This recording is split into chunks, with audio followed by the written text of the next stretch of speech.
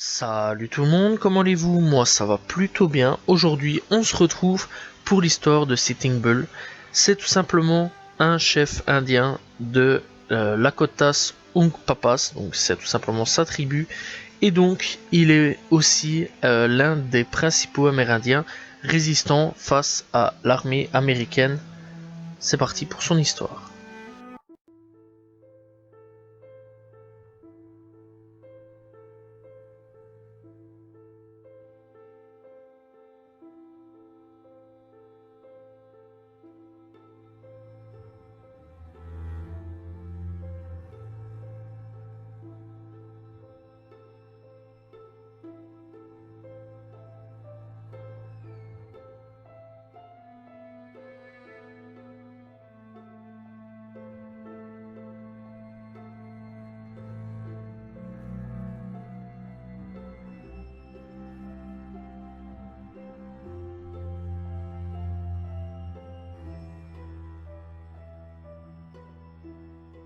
Sitting Bull, ou alors tout simplement traduit par taureau assis ou bison qui s'assoit. En Lakota, ça se dit tout simplement Tatanjka Iwotake, né vers 1831 dans l'actuel Dakota du Sud, est mort le 15 décembre 1890 dans la réserve indienne de Standing Rock. C'est un chef de la tribu et médecin tout simplement des Lakotas Ungpapas, donc Sioux aussi. Il est l'un des principaux amérindiens résistants face à l'armée américaine. Notable tout simplement pour son rôle dans les guerres indiennes et très particulièrement la bataille de Little Bighorn du 25 juin 1876 où il affronte tout simplement le général Custer. Alors Sitting Bull est son nom en anglais traduit de son nom en Lakota, donc encore une fois Tatanjka Iwotake, qui signifie bison qui s'assied.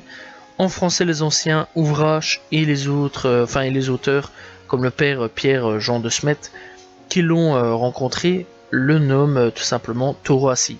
Il pourrait aussi se traduire par bison assis, bison au repos, ou plutôt bison qui s'assoit. Sitting Bull était cependant initialement nommé Oka Psis Jumping Biger, donc blaireau bondissant, qui était un nom temporaire, et reçut le nom de son père, Jumping Bull, quand il était adolescent.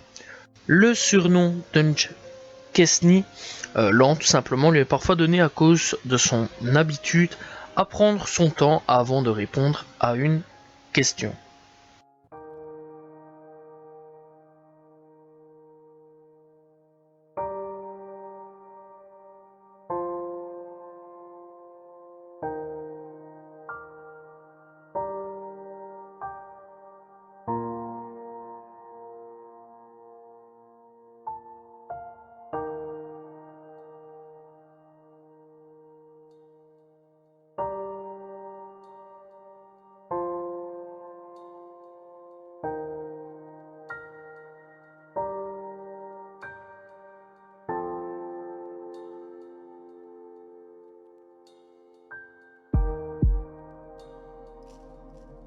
Revenons un petit peu à sa jeunesse.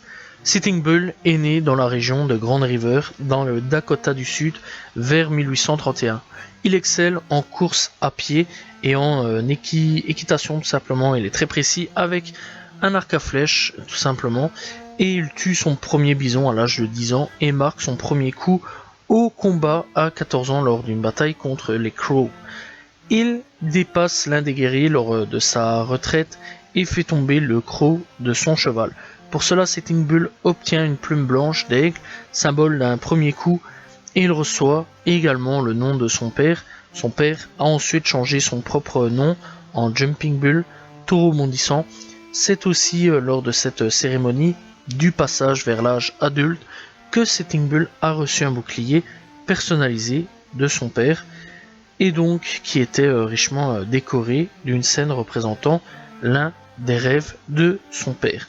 Bref, l'histoire familiale de Sitting Bull est peu sûre, mais son premier mariage a probablement eu lieu vers 1851 avec une femme nommée Pretty Doors ou Light Hair, cheveux clairs. Et donc en 1857, il a un fils qui meurt rapidement de maladie et sa femme était morte pendant l'accouchement de celui-ci.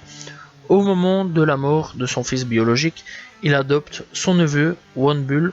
Toujours en 1857, Sitting Bull a adopté un jeune Assini Boyne comme son frère et l'a appelé tout simplement Jumping Bull en hommage à son père de Sitting Bull. Sitting Bull a eu à peu près 5 épouses de ce qu'on peut savoir tout simplement. Bref, après tout ça, et donc après ses 30 ans, Sitting Bull est devenu un Only Man Sioux ou Wishasa Wangnash. Ses responsabilités de Only Man incluaient tout simplement la compréhension des rituels religieux complexes et des croyances des Sioux, mais aussi l'apprentissage des phénomènes naturels qui étaient liés aux croyances Sioux.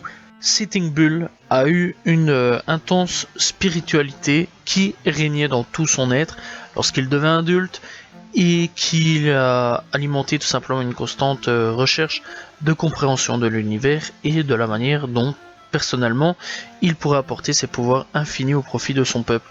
Sitting Bull connaissait aussi des techniques de guérison et les plantes médicinales, sans toutefois être un homme de médecine, mais bon, il pratiquait quand même la médecine.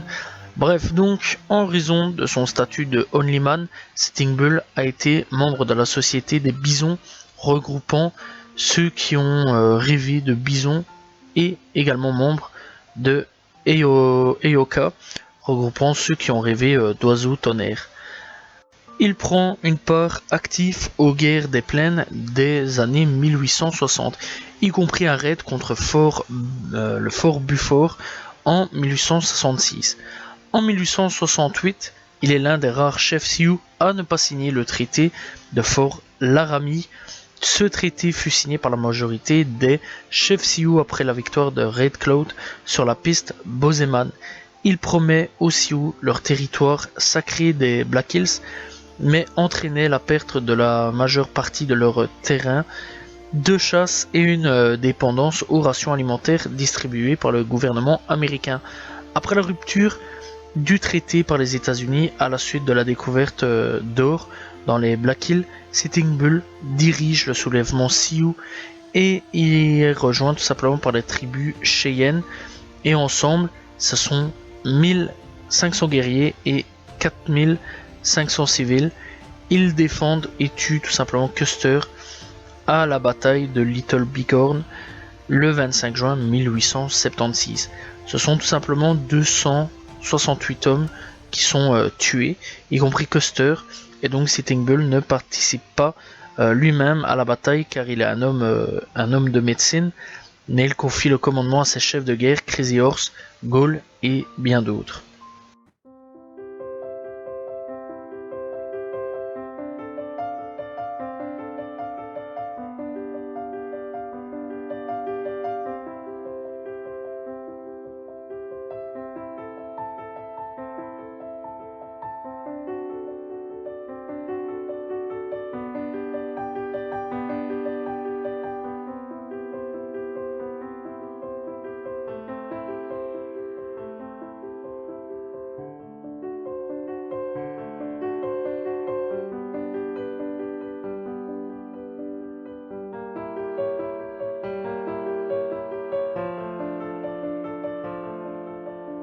Après tout cela, eh bien, il est poursuivi par l'armée américaine et il est forcé de s'enfuir au Canada, à Lebrett, dans la province de Saskatchewan, plus précisément à la montagne des Bois. Le détachement de la police montée du nord-ouest de Fort Walsh les protège, lui et ses hommes, des troupes américaines tout simplement. Le superintendant James Morrow Walsh se bâtit une réputation de justice et de gardien de la paix auprès de Sitting Bull et des Lakota. Il les aide à échapper à la vengeance des troupes américaines et à survivre tout simplement à la disparition des bisons. Bref, donc Sitting Bull se lia d'amitié avec le négociant Jean-Louis Légaré qui aida son peuple à se nourrir, à se loger durant tout leur séjour. C'est aussi lui qui a convaincu Sitting Bull de retourner aux États-Unis lors des négociations entre le gouvernement du Canada, les chefs Sioux et les troupes américaines. Bref, donc après tout ça, il retourna bien sûr aux États-Unis et en 1880, il refuse de se rendre à une délégation américaine venue le rencontrer. Sitting Bull et son peuple se rendirent en 1880 à Fort Beaufort, Dakota du Sud toujours. Après 2 années d'emprisonnement à Fort Randall, il est conduit tout simplement à la réserve de Great River. Donc, aussi, en fin de vie, il participe au Wild West Show de Buffalo Bill. En 1885, aux États-Unis et au Canada, il ne sera pas autorisé à se rendre en Europe, puis il passe les dernières années de sa vie dans la réserve indienne de Standing Rock. En 1889 et en 1890, la danse de l'esprit se répand sur les réserves Sioux. Sitting Bull soutient les danseurs. En décembre, les Américains chargent Buffalo Bill d'un message visant à ordonner l'arrestation de Sitting Bull. Cependant, Buffalo arrive saoule tout simplement à la réserve et l'opération est retardée. Le 15 décembre 1890 au matin, 43 policiers indiens agissant sous les ordres du gouvernement américain encerclent sa maison. L'un d'eux entre le réveil et lui ordonne de le suivre. Sitting Bull accepte mais s'habille auparavant, s'arme d'un revolver qu'il cache dans ses vêtements et réveille ses femmes. La police indienne avait l'intention d'agir vite pour ne pas provoquer d'émeute. C'est alors que le fils de Sitting Bull, Crowfoot, le traite tout simplement de lâche et l'encourage à résister. D'autres membres de la réserve encouragent simplement Sitting Bull. Ce débat, tout simplement, et le policier placé derrière lui tire une balle dans la nuque. Sitting Bull est tué par Bullhead, lui-même tué par Cage de Bear. Outre Sitting Bull et son fils, 7 partisans et 5 policiers perdirent la vie ce jour-là. Et donc seule l'arrivée de la cavalerie sauva la police indienne de l'extermination. Voilà, c'est la fin de cette vidéo sur Sitting Bull, et tout simplement de son histoire. Bref, c'est un Indien qui a énormément résisté aux Américains et à l'envahissement des Américains sur l'Amérique et le Dakota du Sud. Voilà, j'espère que vous avez apprécié cette vidéo. N'hésitez pas à vous abonner, liker, commenter, partager. On se retrouve très prochainement pour une nouvelle histoire. Demain pour une nouvelle vidéo. Salut tout le monde, au revoir.